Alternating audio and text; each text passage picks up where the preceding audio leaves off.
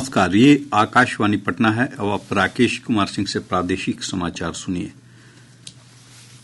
वित्त मंत्री निर्मला सीतारामन आज से बिहार के 2 दिनों के दौरे पर हैं। वित्त मंत्री आज दरभंगा के राज मैदान में आयोजित क्रेडिट आउटरीच प्रोग्राम के तहत ऋण वितरण समारोह में भाग लेंगी।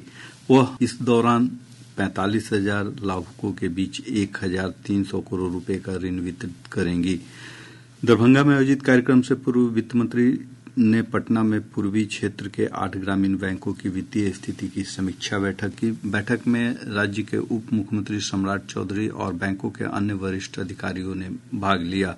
इससे पूर्व पटना हवाई अड्डे पर वित्त मंत्री निर्मला सीतारामन का स्वागत भाजपा के प्रदेश अध्यक्ष दिलीप कुमार जायसवाल और पार्टी के अन्य कार्यकर्ताओं ने किया। वित्त मंत्री कल मधुबनी के झंझारपुर स्टेडियम में दूसरे क्रेडिट आउटरीच कार्यक्रम में भाग लेंगी। वह मिथिला हाट का दौरा कर मिथिलांचल की कला, शिल्प और व्यंजनों को भी करीब से देखेंगी। श्रीमती सीतारामन मिथिला चित्रकला संस्थान में मिथिला चित्रकला के कलाकारों और पद्म पुरस्कार विजेताओं से भी बातचीत करेंगी।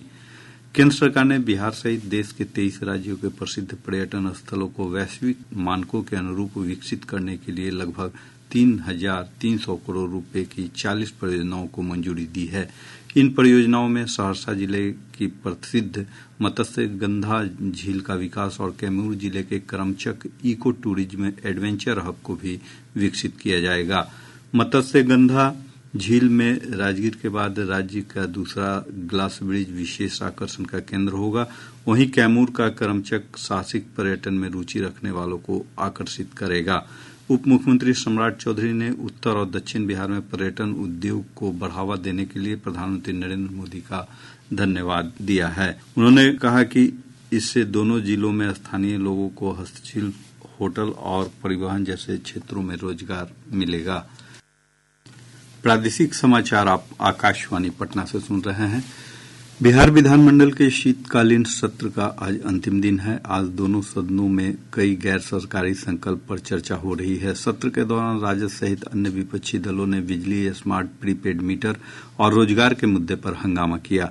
राजद के विधायक अख्तरुल इस्लाम शाहीन ने कहा कि बीपीएससी और सिपाही भर्ती परीक्षा के लिए अलग अलग नियम बनाया जा रहा है, इससे छात्रों में आक्रोश है। शिक्षा मंत्री सुनील कुमार ने सरकार की ओर से जवाब देते हुए कहा कि सभी परीक्षाओं में पूरी पारदर्शिता बरती जा रही है। विश्वविद्यालय अनुदान आयोग जल्द ही स्नातक छात्रों के लिए डिग्री पाठ्यक्रमों की अवधि कम करने या उसे बढ़ाने का विकल्प प्रदान करेगा। विश्वविद्यालय अनुदान आयोग ने त्वरित और विस्तारित डिग्री कार्यक्रम के लिए मानक प्रचालन प्रक्रियाओं को मंजूरी दे दी है। आयोग के अध्यक्ष जगदीश कुमार ने मीडिया को बताया कि त्वरित डिग्री कार्यक्रम से छात्रों को प्रति सेमेस्टर अतिरिक्त क्रेडिट अर्जित करके कम समय में 3 साल या 4 साल की डिग्री हासिल करने में मदद मिलेगी। उत्तर पछुआ हवा के प्रवाह के कारण राजधानी पटना समेत प्रदेश के अधिकतर भागों में ठंड में बढ़ोतरी दर्ज की जा रही है। मौसम विभाग से प्राप्त जानकारी के अनुसार पिछले 24 घंटों में रोहतास जिले का डेहरी राज्य का सबसे ठंडा स्थान रहा, जहां का न्यूनतम तापमान 9.5 डिग्री सेल्सियस दर्ज किया गया। इधर घने कोहरे के कारण राज्य के विभिन्न भागों में सड़क, रेल और हवाई यातायात पर असर पड़ा है। विभाग के अनुसार प्रदेश के पटना और भागलपुर जिले में मध्यम से घना स्तर का कोहरा छाया रहा। वहीं प्रदेश के अन्य भागों में हल्के से मध्यम स्तर का कोहरा सुबह के समय देखा गया। विभाग ने कहा कि अगले 5 दिनों के दौरान राज्य के तापमान में किसी विशेष परिवर्तन की संभावना नहीं है। इसके साथ ही आकाशवाणी पटना से प्रसारित प्रादेशिक समाचार का ये अंक समाप्त हुआ।